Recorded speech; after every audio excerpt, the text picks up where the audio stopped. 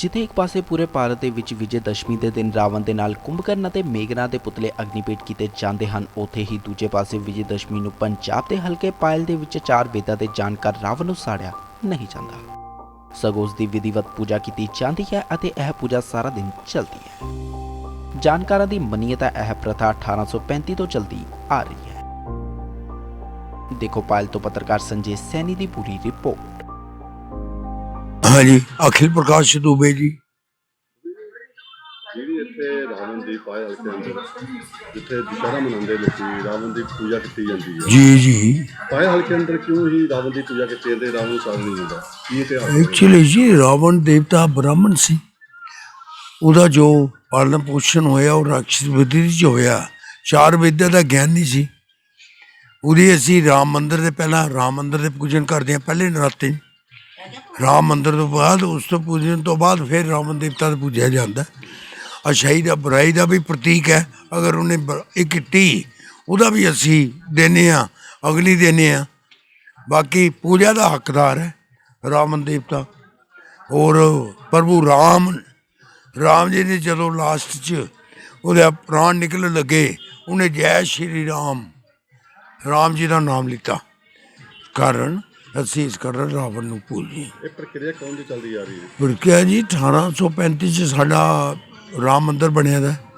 ਸਾਡੀ 7ਵੀਂ ਪੀੜ੍ਹੀ ਚੱਲ ਰਹੀ ਹੈ। ਸਾਡੇ ਫੋਰ ਫਾਦਰ ਔਲਾਦ ਨਹੀਂ ਸੀ। ਔਲਾਦ ਦੇ ਕਾਰਨ ਉਹਨਾਂ ਨੂੰ ਵੀ ਕਿਹਾ ਕਿ ਵੀ ਤੁਸੀਂ ਰਾਮ ਮੰਦਿਰ ਬਣਾਓ। ਰਾਮ ਮੰਦਿਰ ਬਣਾ ਕੇ ਉਹਦੇ ਰਾਮਲੀਲਾ ਖੇਲੋ। ਰਾਮਲੀਲਾ ਖੇਲੋ ਤੋਂ ਦੁਸਹਿਰੇ ਵਾਲੇ ਦਿਨ ਇੱਕ ਨਹੀਂ 4 ਬੇਟੇ ਹੋਣਗੇ। 2-2 3-3 ਸਾਲ ਦੇ ਗੈਪ 'ਚ ਉਹ ਸਾਡੀ ਪਰੰਪਰਾ ਚੱਲਦੀ ਹੈ। ਹੁਣ ਵੀ ਕੋਈ ਕਿਸੇ ਦੇ ਅਗਰ ਔਲਾਦ ਨਾ ਹੋਏ, ਕਿਸੇ ਕੁਝ ਉਹ ਸੁੱਖ ਨਾ ਇੱਥੇ ਆ ਕੇ ਮੱਥਾ ਟੇਕ ਲੈਣ ਅਤੇ ਅਗਲੇ ਦੁਸਹਿਰੇ ਨੂੰ ਉਹ ਬੱਚਾ ਲੈ ਕੇ ਆ ਕੇ ਮੱਥਾ ਟੇਕ ਕੇ ਜਾਂਦੇ ਨੇ। ਇਹ ਸੂਚਾਰੇ ਜਿਹੜਾ ਮੰਦਿਰ ਹੈ ਦੁੱਬੇ ਪਰਿਵਾਰ ਦੇ ਕਿਸੇ ਬੇਟੇ ਨੇ ਇਹ ਬਣਵਾਇਆ ਸੀ। ਦੁੱਬੇ ਪਰਿਵਾਰ ਦੇ ਜਿਹੜੇ ਔਲਾਦ ਹੋਈ ਸੀ ਹਾਂਜੀ ਇਹ ਮੰਦਿਰ ਉਹਦੇ ਪ੍ਰਕਿਰਿਆ ਨਾਲ ਬਣਿਆ। ਹਾਂਜੀ ਹਕੀਮ ਬੀਰਬਲ ਦਾਸ ਜੀ ਸੀ ਜੀ। ਐਕਚੁਅਲੀ ਕਿਆ ਗੱਲ ਹੈ ਕਿ ਉਹਨਾਂ ਦੇ ਮੈਰਿਜ ਹੋਈ ਦੀ ਸੀ, ਔਲਾਦ ਨਾ ਹੋਈ। ਦੂਸਰੀ ਮੈਰਿਜ ਕਰਵਾਈ, ਫੇਰ ਨਾ ਔਲਾਦ ਹੋਈ। ਉਹ ਜਿਸ ਦਾ ਬੰਦਾ ਟੁੱਟ ਜਾਂਦਾ ਹੈ ਸੰਸਾਰ ਤੋਂ, ਲੈ ਵੀ ਕਿ ਮੈਂ ਤਾਂ ਹੁਣ ਬਖਸ਼ਦਾ, ਮੈਂ ਤਾਂ ਹੁਣ ਚੱਲਿਆ। ਜੰਗਲਾਂ 'ਚ ਨਿਕਲ ਪਏ। ਅੱਗੇ ਉਹਨਾਂ ਨੂੰ ਮਹਾਰਿਸ਼ੀ ਪ੍ਰਭੂ ਰਾਮ ਦੇ ਰੂਪ 'ਚ ਦੇਵਤਾ ਜੀ ਮਿਲੇ। ਉਹਨਾਂ ਨੇ ਕਿਹਾ ਭਗਤ ਤੂੰ ਵਾਪਸ ਜਾ। ਉਹਨਾਂ ਨੇ ਆਪਣੇ ਵੱਲੋਂ ਆਸ਼ੀਰਵਾਦ ਦਿੱਤਾ, ਬਬੂਦੀ ਦਿੱਤੀ ਕਿ ਜਾ ਵੀ ਇੱਕ ਨਹੀਂ 2 ਨਹੀਂ ਤੇਰੇ 4 ਔਲਾਦਾਂ ਹੋਣਗੀਆਂ। ਔਰ ਉਹ ਹੈ ਦੁਸਹਿਰੇ ਵਾਲੇ ਦਿਨ 4 ਬਜ਼ੁਰਗ ਸਾਡੇ ਫੋਰ ਫਾਦਰ 2-2 3-3 ਸਾਲ ਦੇ ਗੈਪ 'ਚ ਦੁਸਹਿਰੇ ਵਾਲੇ ਦਿਨ ਹੀ ਪੈਦਾ ਹੋਏ ਨੇ। ਔਰ ਅਸੀਂ ਵੀ ਸਾਡੀ ਪਰੰਪਰਾ ਚੱਲਦੀ ਹੈ। ਅਸੀਂ ਵੀ 4 ਭਰਾ ਸੀ। ਉਹਨੇ ਪਿੱਛੇ ਜੋ ਹੈ ਮੇਰਾ ਬੇਟਾ ਐਡਵੋਕੇਟ ਹੈ, ਉਹ ਆਉਂਦਾ ਸਾਰੇ ਬੱਚੇ ਪਠਾਨਕੋਟ ਤੋਂ, ਬਠਿੰਡੇ ਤੋਂ, ਫਗਵਾੜੇ ਤੋਂ, ਅਸੀਂ ਸਾਰਾ ਦੁਬਈ ਪਰਿਵਾਰ ਇਕੱਠੇ ਹੋਏ। ਹਾਂਜੀ ਜਿਹੜਾ ਇੱਕ ਇੱਥੇ ਰਸਮ ਇੱਕ ਅਦਾ ਕੀਤੀ ਜਾਂਦੀ ਹੈ ਕਿ ਸ਼ਰਾਬ ਵੀ ਚੜ੍ਹਦੀ ਹੈ। ਹਾਂਜੀ ਇੱਕ ਬੱਕਰੇ ਦੀ ਬਲੀ ਦੇ ਕੇ ਹਾਂਜੀ ਹਾਂ ਬੱਕਰੇ ਦੀ ਐਕਚੁਅਲੀ ਗੱਲ ਹੈ ਜੀ ਕਿ ਰਾਵਣ ਦੇਵਤਾ ਰਾਖਸ਼ ਬੁੱਧੀ ਸੀ। ਉਹਦੇ ਮੁਤਾਬਕ ਅਸੀਂ ਜੋ ਰਸਮ ਕਰਦੇ ਹਾਂ ਉਹ ਹੈ ਕਿ ਪੂਰਾ ਬੱਕਰਾ ਨਹੀਂ, ਬੱਕਰੇ ਦਾ ਥੋੜ੍ਹਾ ਜਿਹਾ ਕੰਨ ਬਸ ਕੱਟ ਜਾ ਮਾਰ ਕੇ ਉਹ ਲਗਾ ਕੇ ਵਾਪਸ ਕਰ ਦਿੰਦੇ ਹਾਂ। ਉਹ ਜਿਹੜਾ ਬੱਕਰੇ ਵਾਲਾ ਜਿੰਨੇ ਪੈਸੇ ਮੰਗੇ, 500 ਮੰਗੇ, 1000 ਮੰਗੇ, ਉਹਨੂੰ ਨਾਲ ਹੀ ਬੱਕਰਾ ਨਾਲ ਹੀ ਪੈਸੇ ਦੇ ਦਿੰਦੇ ਹਾਂ। ਉਹ ਅਸੀਂ ਆਪਣੇ ਸਰ ਮੰਨ ਸ਼ਰਾਬ ਦੀ ਬੋਤਲ ਚੜਾਉਂਦੇ ਹਾਂ ਰਾਵਣ ਦੇਵਤਾ ਨੂੰ। ਤੁਸੀਂ ਇੱਥੇ ਫਿਲਹਾਲ ਹਵਨ ਕਰੋਗੇ? ਹਵਨ ਕਰਾਂਗੇ ਜੀ। ਰਾਮਾਇਣ ਦਾ ਪਾਠ ਹੋਏਗਾ, ਉਹਦਾ ਭੋਗ ਪੈਣਾ ਹੈ। ਅਸੀਂ ਆਰਤੀ ਕਰਾਂਗੇ। ਆਰਤੀ ਤੋਂ ਬਾਅਦ ਫਿਰ ਉਹ ਤੇ 5:30 ਵਜੇ ਰਾਵਣ ਦੇਵਤਾ ਦੇ ਅਸੀਂ ਆਵਾਂਗੇ। ਹਾਂਜੀ ਕਰਾਂਗੇ।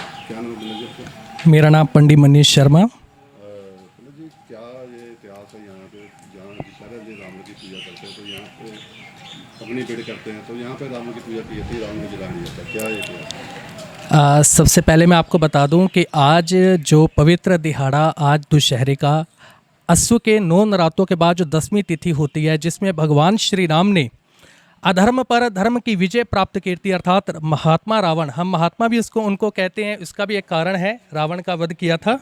सो आज के दिन कहते हैं कि हमारे शास्त्र की एक युक्ति है कि अति से अमृत भी जहर बन जाता है, कि कोई भी चीज़ अगर ज़रूरत से ज़्यादा हो जाए वो भी जहर बन जाती है। ठीक उसी प्रकार महात्मा रावण, हम उनको महात्मा इसलिए कहते हैं क्योंकि वो वेद शास्त्र और पुराण के ज्ञाता भी थे, महाज्ञानी महापंडित भी थे, भगवान शिव शंकर के बड़े उपासक भी थे। उन्होंने अपने भगवान शिव शंकर की पूजा करने के लिए, उनको खुश करने के लिए अपने शीश तक उनको चढ़ा दिए थे।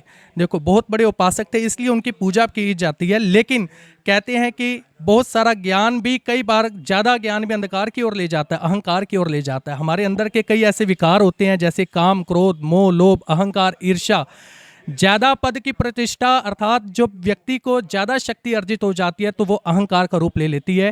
ठीक उसी तरह महात्मा रावण भी वेद पुराण के ज्ञाता होने के नाते वो पंडित भी थे, लेकिन राक्षसी वृत्ति भी उनके अंदर थी। उसी राक्षसी वृत्ति के कारण भगवान श्री राम ने, देखो ये भी एक बहुत बड़ा पुण्य कह सकते हैं कि जिसका वध करने के लिए भगवान श्री राम को, जो विष्णु के अवतार थे, उनको अवतार लेना पड़ा। तो ये भी एक बहुत ही बड़े सौभाग्य की बात होती है कि जिसका वध करने के लिए, जिसको तारने के लिए भगवान श्री राम ने अवतार लिया। सो इसलिए महात्मा रावण की हम पूजा करते हैं। हमारे यहाँ पे जलाया नहीं जाता। हमारे यहाँ पे जो दुबे परिवार, उनकी आज 7वीं पीढ़ी चल रही है, जो शुरू से इस कार्य को करती आ रही है। भगवान उनको आगे भी बल बख्शे कि आज हमारे पूरे पायल में ये सौभाग्य की बात है, वो यहाँ पटियाले से इतना दूर आकर के, इतने दिन यहाँ पर रह करके महात्मा रावण की और राम मंदिर में पूजा करते हैं, महात्मा रावण की पूजा करते हैं। आज ही के दिन कई जगह पर जलाया जाता है, लेकिन हमारे नहीं जलाया जाता। ऐसा क्यों? क्योंकि व्यक्ति गलत नहीं होता, व्यक्ति के अंदर की बुराई गलत होती है। सो उस बुराई का नाश करना ही सबसे पहले प्राथमिकता होनी चाहिए। भगवान श्री राम ने भी महात्मा रावण जी के अंदर का अंधकार जो है, काम, क्रोध, मोह, लोभ, अहंकार इत्यादि, उनका विनाश किया था। सो अंत समय में उन्होंने भी भगवान श्री राम का नाम लिया था। इसलिए कहते हैं कि व्यक्ति गलत नहीं होता, उसकी बुराई गलत होती है। सो आज के दिन उसी बुराई का अंत किया जाता है हमारे लिए। इसलिए हम महात्मा रावण की पूजा भी करते हैं, क्योंकि वो एक वेद पुराण के ज्ञाता, महाज्ञानी, महापंडित भी थे। सो इसलिए